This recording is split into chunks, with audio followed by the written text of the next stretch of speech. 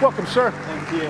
Look at this. Now, this is a scholar. He shows up with his own book. I had to bring my Constitution, the Articles of Confederation, the Federalist Papers, the Declaration. I got it all here. We're ready. That's awesome. Well, now, how does a guy get, what's your background? How did you get so excited about the Constitution? When did that happen? I'm a first-generation American. My family came here from Switzerland in 1949. My mother was 9 years old, told by their parents that they were going to have one suitcase. They loaded up the suitcase, and they came to America, didn't speak a lick of English.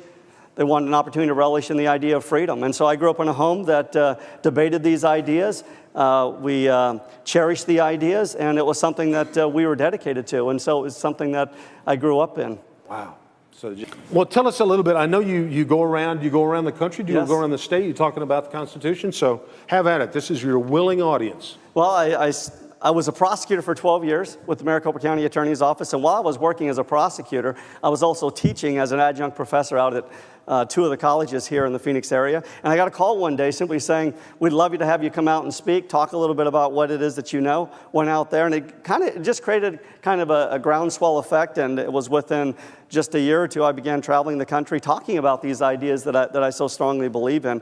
And that's the American Academy for Constitutional Education. We started officially about 4 years ago. And it really is just about teaching liberty, American exceptionalism, and the dangers of abandoning our charters of freedom, that of the Declaration of Independence and the Constitution. And I believe those ideas are worth defending. And those are the things as we go out onto the high schools, onto the college campuses, working with grassroots organizations, even those in politics. We believe these ideas are worth defending. We have the oldest Constitution in the world, and I think that's for good reason. I mean, think about this for a second. Brazil has had 8 constitutions since 1822. Afghanistan has had 5 in the 20th century alone. Poland, 7 since 1923. Russia, 4 since 1917. France has had 15 since R1. Ours has survived the test of time, and I think it's for a reason that we've forgotten about.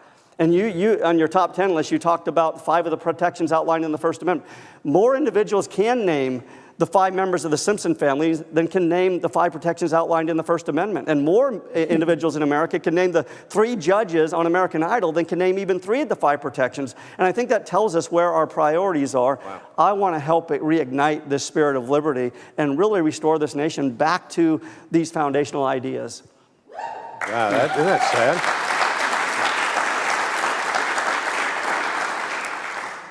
As I travel, I know there are some preconceived notions about what I stand for. I mean, any organization that would call themselves the American Academy for Constitutional Education, you're going to have some preconceived notions about what we stand for. And it's been really a lot of fun to transcend politics. I'm not interested in politics. I'm interested in what the issue is, and the issue is, are we going to follow the rules? And the rule book is found in the Constitution. And we have so many individuals in this country that have set it aside for purposes of moving an agenda forward.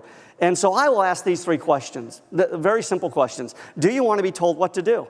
I have never met, in the tens of thousands of people that I've spoken to, I've never met someone who's raised their hand and says, you know what, I really do want to be told what to do. I think government knows how to live my life better than I do. It's never happened. That's question number 1. Number 2 is, do you believe government should follow the rules? I never met someone that says, I don't believe government should follow the rules. That ignites the debate of what is the rule book. I want to have that debate. I want to talk about what the rule book says and whether or not we're following it. And then number 3 is, who believes they should be able to keep the fruits of their labor? That's what those 3 questions ultimately come down to America, the idea. That's what we're about, is being able to live a life as we see fit, the pursuit of happiness. Ensuring that government does fulfills their number 1 obligation, that of securing the rights of the people, and ultimately allowing individuals to keep the fruits of their labor. That's the message, and that's what we're going to continue to push forward with. So how? Kindergartners, all the way up to, you name it, 85, 90-year-old folks. So I spent a lot of time on the high school campuses.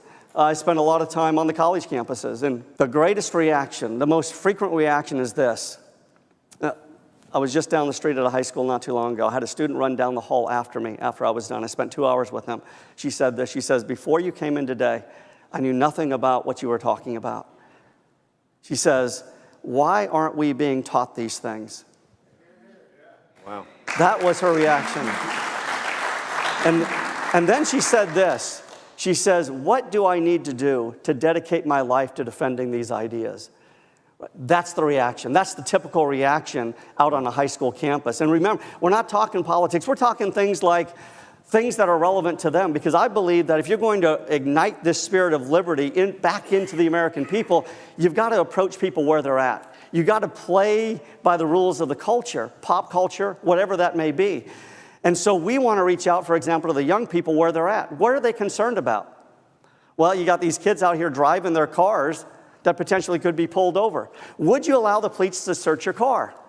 You want to see kids get excited about the Fourth Amendment? Ask them that question. It's almost a 50-50 split when you walk into an auditorium of 300-400 kids, and they're debating back and forth over whether or not they would allow a search. And I have to remind them, you're debating the Fourth Amendment. And they say, what's that? And I said, exactly what you're debating. Whether or not you should have that right to be left alone and determine whether or not you're going to disclose certain information. Or things like speech. Flag burning is a debate that I'll bring in because it allows a debate to happen. And so I'm not going in taking sides. I'm going in facilitating discussion that they probably never had before. And these kids get excited. They come up on stage, they argue with each other, and next thing you know, you got teachers out there arguing with their own students. This is exciting stuff, and this is bringing the idea of America to the classroom, and that's why we've just had so much fun doing this. We really have. I want to tag along with you on a couple of these. Absolutely. It sounds fun. Well, that's awesome. Well, that's interesting. When you don't go at it from a political one side or the other, you just state the document. You just talk about what the framers had in mind, and that's what ignites everything. And that's the important part. It's not about politics. It's about presenting both sides. When you take an issue like the Fourth Amendment or the Fifth Amendment or even the Second Amendment and the right to bear arms, I want them to think about both sides. Talk about it. Let's have the debate. Let's not pursue an agenda. Let's have the debate. And then once you've heard both sides, you make the decision as to what the founders intended and what best will facilitate a free society. That's the debate we want to have. Here's our first question. How does the school faculty react to your presentations? We've got calls coming in on a weekly basis to bring us into public high schools and private high schools. The reaction is this. I just finished up a 6-day speaking tour in New Mexico. And I went into the first high school. We spoke to over 3,000 high school students during that time. And I had some of my staff members out in the foyer, and 2 teachers were talking and said, this is ridiculous. This guy's coming here from Arizona. He's going to tell us about the Constitution. Well, we had a lot of fun because I had simply asked the students as a part of this 2-hour presentation whether we lived in a democracy or a republic. And most of the students said democracy, and I found out the textbook that they were studying from was called The Principles of Democracy. And so I spent time illustrating why we don't live in a democracy, what the difference is between a democracy and a Republican form of government, and why that's essential. And the next thing you know, the teachers are involved in the discussion, asking us to come back, asking us to be involved in what it is that their students are learning because we were facilitating that debate. And that was something that I think so often teachers aren't doing. They saw it happen, and I think it was motivating. So we've got principals that are very excited about bringing us in and allowing us to really have that discussion with the kids. Now, you're based here in the Valley? We're based in Chandler, yes. That's awesome. We've got plenty. Oh, here's another question. How can I get you to my school, and is there a fee? Well, we are a nonprofit organization. The American Academy for Constitutional Education is a 501c3, so it takes money to move the message, so we're always looking for donations. That's number one. But we will go into a school, any school that will have us. We will go in. We love the large auditorium-style settings, but we'll go classroom to classroom if that's needed. But absolutely, it's just a matter of talking with us, arranging a date, and making that happen. That's awesome. I know you brought some stuff here. I'm kind of curious about... Well, I don't know about you, Mark, but when I read the Constitution, is there a problem? Yeah. I'm looking for the sprinkler system here. I don't know about you, but I have 6 kids, and every Sunday night, Mark, we have what we call Constitution Night. Surprise, surprise. Constitution Night. And we had some kids in the neighborhood that my 14-year-old had invited over. And he said, Dad, teach them about the Constitution. And their friends are saying, let's go. I mean, really? So I took out my book, and now they won't leave me alone. Yeah. I am the coolest dad in the neighborhood right there. Just good stuff. That is awesome. And that again, Mark, goes to this principle. If you've got to meet the culture where they're at. You walk into a high school, you walk into a junior high school, the kids are listening. What do you think is the one thing that is most misrepresented or misunderstood about the Constitution? I think there's several things. I think that this idea of limited government, what does it mean when you say government is to be limited? In addition to that, this idea that the Constitution is one of positive powers. I think so often we think of the Constitution as one of negative powers. That is, government can do anything they want so long as the Constitution says they can't. No, that's not what the Constitution is about. The Constitution is one of positive powers only if the Constitution gives power to do something, and that power is specifically enumerated, can government do what it is that's outlined. And I think we've forgotten about that. We've said, wow, it sounds like a good idea, so government, go ahead and do it. That's not the idea. The idea is that you have these principles of federalism at play. You allow the federal government to do certain things, specific enumerated things, and those things not enumerated in the U.S. Constitution are left for the states to carry out with, to really fulfill those particular functions. And so I think we've forgotten about these principles of federalism. I also think that we've forgotten what it means to be free. Really what it means to be free. And I would say this is the challenge to everyone within my voice is this. What is your tolerance for freedom?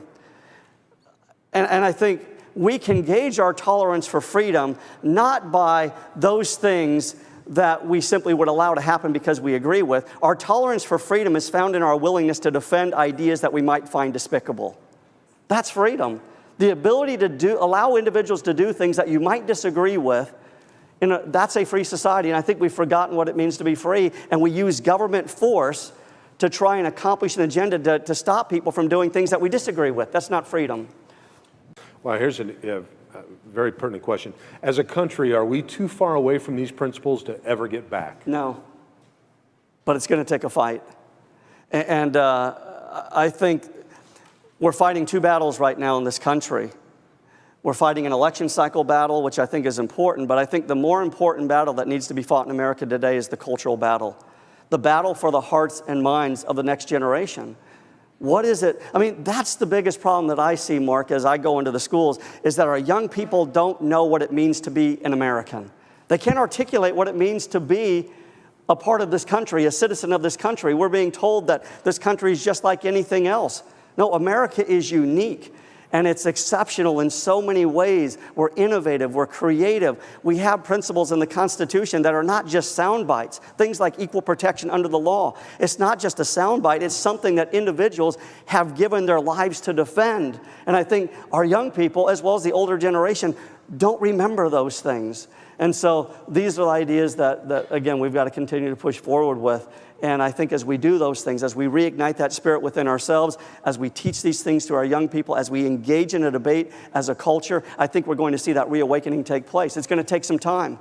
I'm not going to suggest that it would take 2, 4, or even 6 years. I think this is going to be a generational battle that's going to take place over the next 10, 20 years, but I think it can be won.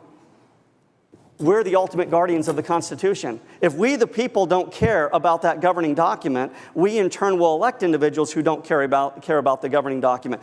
Those that we represent are a direct reflection of who we are. And until we begin to care about that document, other individuals that we elect necessarily won't care about that either. And so the only way that the Constitution, the rule of law, has teeth is if we, the people, give it teeth. And it was Thomas Jefferson who said, ignorance and freedom cannot coexist. So how can you defend freedom if you don't know what it is? And how can you defend the Constitution if you don't know what it is? That's the battle that's being fought here.